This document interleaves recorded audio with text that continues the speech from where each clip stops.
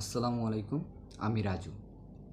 আজকে আমি কথা বলবো তিস্তার পানি ও বাংলাদেশকে নিয়ে, ভারতকে নিয়ে। তো ভারত কি আদৌ বাংলাদেশের বন্ধু নাকি বন্ধু নামক শত্রু? আমরা জানি বাংলাদেশে বন্যার প্রকোপ বৃদ্ধি পাচ্ছে।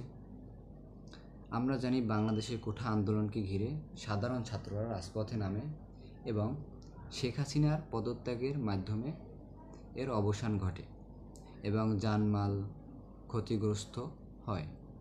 সাধারণ মানুষ আর্থিক সংকটে পড়ে। বাংলাদেশের পারস্পরিক দেশ হিসাবে ভারতকে বাংলাদেশের পাশে দাঁড়ানোর দরকার ছিল।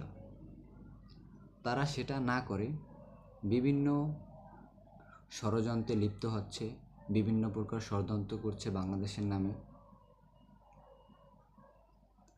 ও তিস্তার পানি বাংলাদেশে ছেড়ে দিচ্ছে।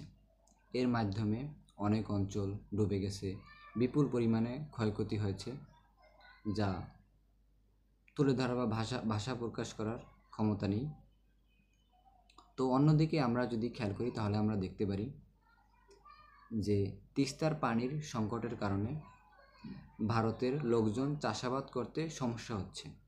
তো বাংলাদেশের তত্ত্বাবধায়ক সরকারের নিকট দৃষ্টি আকর্ষণ করব, ভারতের এই বন্ধু নামক শত্রু রূপ যেটা, এটা বিবেচনা করা এবং তাদের বিরুদ্ধে একটা ব্যবস্থা নেওয়া। ধন্যবাদ।